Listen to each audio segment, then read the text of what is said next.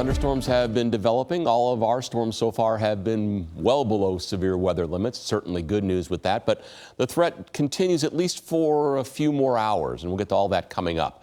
You can see on the Max Track Doppler here the coverage of showers and storms now across the northern half of the area, much more robust as we look up toward northern Kentucky. In fact, up at the Covington Airport there, they just recorded a 70-mile-per-hour gust. There have been confirmed tornadoes in southeastern Ohio. Okay, that's them. Don't worry about that.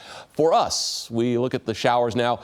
South of 64, this just came across Cave Run here, so it's on the east side there of Moorhead. It's a splash and dash thunder shower, certainly garden variety at this point. Northern part of Montgomery County, you're seeing that shower there.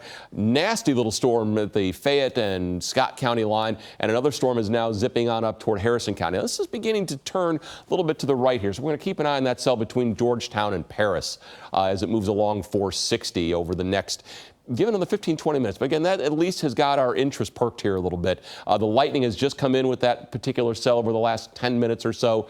So you folks there, between Georgetown and Paris, not too far from the Georgetown Airport, again, you've got a real heavy downpour. You might be getting a little pea-sized hail potential out of this. And again, the winds could be gusting 35, 40 miles an hour, but that storm is trying to develop. And as we come in a little closer here, you see New Zion, Jimtown, but again, you're still about 8, 9 miles west of Paris. You've just passed Georgetown with that. And again, you see the lightning strikes in association with that. And there's that little tiny bit of a hail core showing up. So there is your bottom line on that particular cell. That's one way to look at it. Here's the other way. So we're looking at the back edge of this now, because if I go to the right, there's a big pole in the way. So, but you can see the edge of the downpour there. That stick right there, by the way, is us. That's LAX 18 right there. But you can see that the edge of that shower, you've got the inflow still coming in here, but the back edge of that cumulonimbus cloud. So if you're looking at it, you're watching this thing develop. And so again, it's an interesting look. Severe weather risk is there. Storm Prediction Center has the northern half of Kentucky in the slight risk of severe storms. Stay weather aware is the key takeaway. Tornado watch north of I-64. It comes as far south as Franklin, Scott, and Harrison counties from there northward. Even if you're not included in the watch, which is most of us, still be aware of what's going on because severe storms can and do happen outside of the watch areas. It's just that's where the chance is better. And it corresponds fairly well with where the 5% risk of a tornado is, and that definition is you take a point, you draw a circle 25 miles around it within that 25-mile circle. In the brown area, it's a 5% chance. In the green area, a 2% chance that a tornado could occur within that area. So again, it's not huge, but it's there, and it's a reason to stay aware of what's going on. The storms will be pretty good lightning producers, especially through the middle of the evening as the final squall line begins to assemble. So, as we've been saying, stay weather aware.